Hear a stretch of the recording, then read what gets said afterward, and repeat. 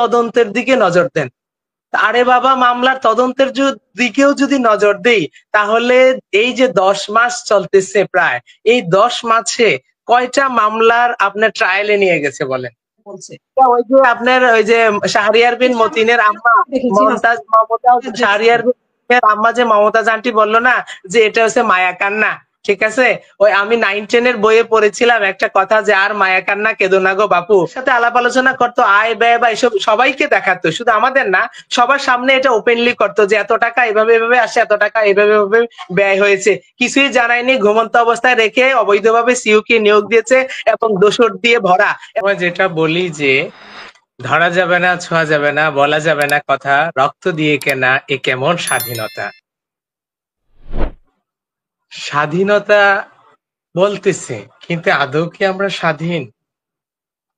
কোনোভাবেই না। ওই যে একটু আগে মাঝে মাঝে ট্রল করতো যে এই যে গতকালকে দেখলাম যে জগন্নাথের পোলাপাইন বললো যে অন্যরা আসলে আন্দোলনে হয় ঠান্ডা পানি, আমরা আসলে কেন হয় গরম পানি। এটা 1 নাম্বার কথা। আর 2 নাম্বার কথা হলো, যদি বলেন আপনি কর্মসূচির কথা, এটা এক ধরনের মূলা ঝুলানো ছাড়া আর কিছুই না। কারণ হলো, আপনি দেখেন একটু ঠান্ডা মাথায়, 5ই আগস্টের পরে আওয়ামী লীগ টোটালি এই পর্যন্ত 3টা গণহত্যা চালিয়েছে।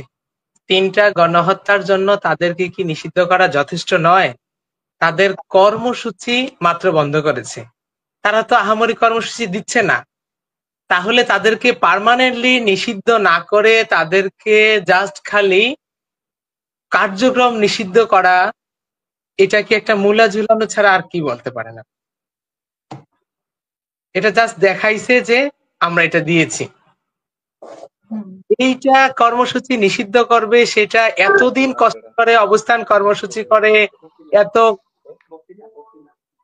পালন করে কর্মসূচি, তাহলে এটুকু কি ফল প্রাপ্য ছিল?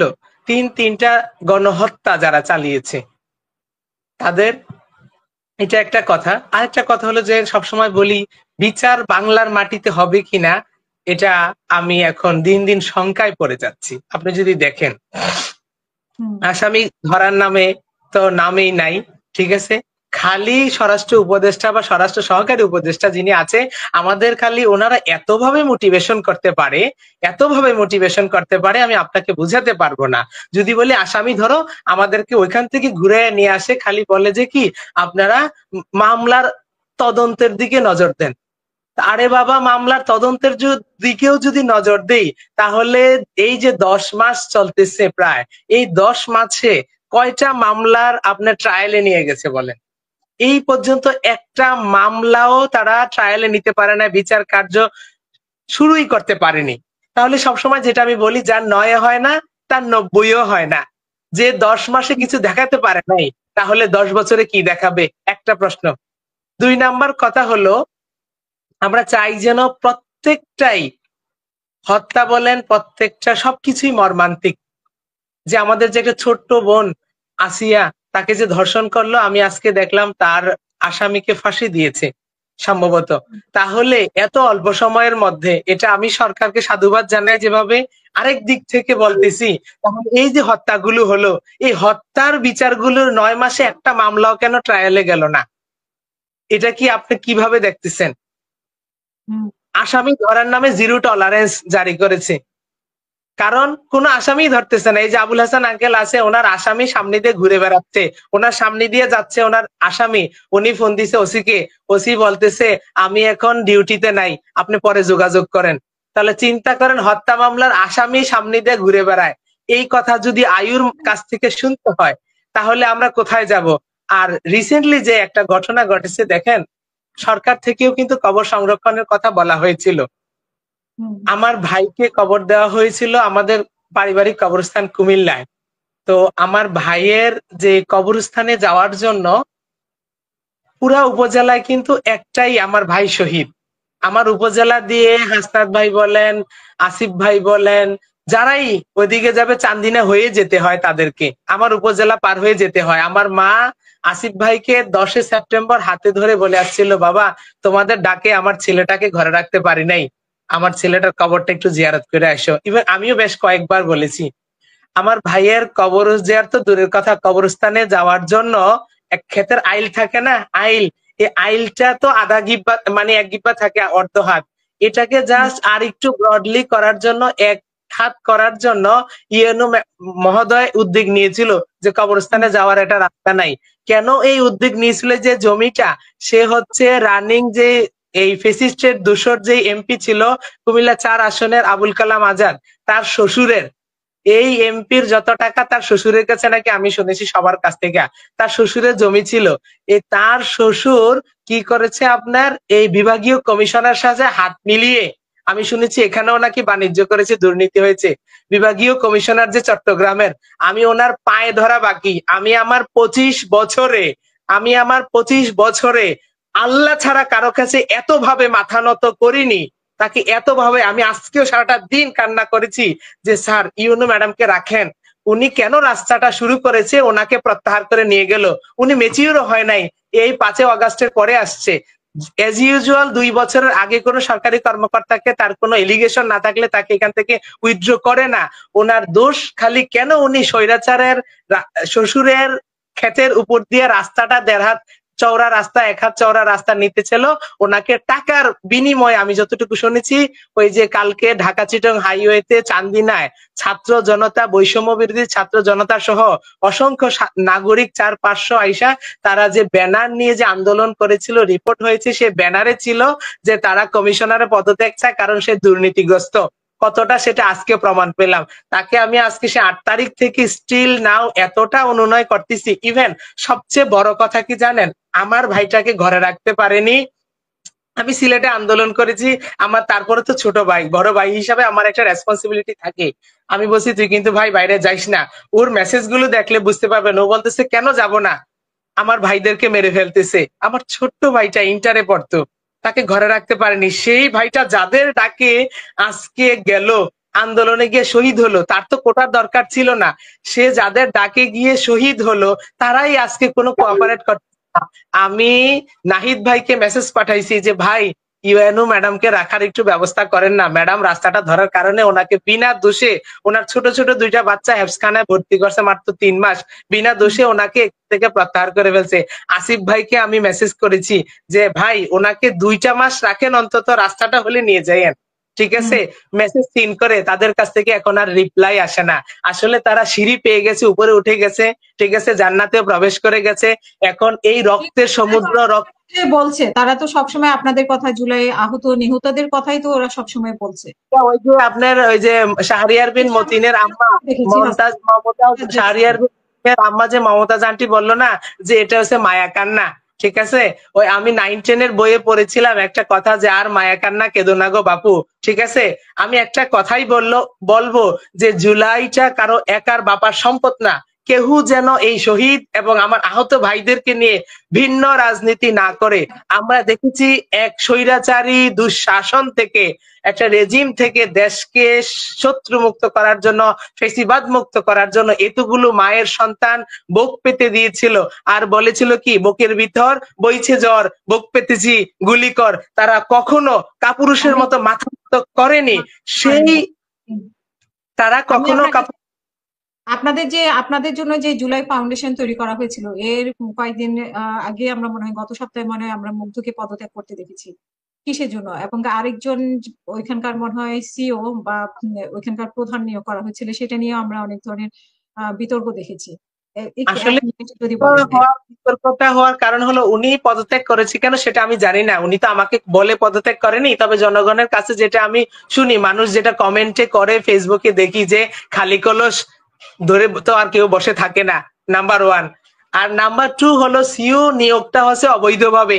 খালি কলস বলতে কি মানে জুলাই ফাউন্ডেশন খালি কলস? এখন ওয়ান কাইন্ড অফ খালি কলস, আহত ভাইরা টাকা পাচ্ছে না, খালি কলস, এখন ফান্ড নাই। এটা আমি কমেন্টে দেখি, জনগণের কথা আর কি। আসলে আমাদের তো হিসাব দেখায়নি, আমরা এটা কিভাবে বলবো কিভাবে খালি করেছে। আমি কমেন্টে দেখেছি ফেসবুকে। বিভিন্ন লোকজনেও সাহায্য করেছে, যারা অবস্থা সম্পন্ন তারা হ্যাঁ, বিভিন্ন অনেক অনেক মানুষের সাহায্য করতেছে, কিন্তু আমাদের তো হিসাব দেখায় না। আমি একটু আগে বলেছিলাম যে ফাউন্ডেশনটা ডক্টর ইউনূস স্যার ২টা পরিবারকে দান করেছে, কারণ এটা ২টা পরিবারের কুক্ষিগত। ওখানে চলতেছে বাকশাল, এক নায়কতন্ত্র, ওখানে চলতেছে স্বেচ্ছাচারিতা, যেখানে আর কারো কিছু জানার অধিকার রাখে না। ঠিক আছে, আমরা যারা আছি শহীদ পরিবার, এই যে দেখেন সিইও নিয়োগটা দরকার ছিল কি তাদের, এটাকে বৈধভাবে নিয়োগ দেওয়া। ১০ জন শহীদ পরিবার বসাবে, ১০ জন আহত পরিবার বসাবে, অথবা তারা যদি আরো কাউকে বসাতে চায়, নিয়ে গোল টেবিলে বৈঠক করে বলবে যে তারা এমন এমন কাজ করেছে, তারা এখন তাদেরকে দায়িত্ব দিতে চায়, আপনারা কি বলেন? সেখান থেকে আসবে বৈধভাবে।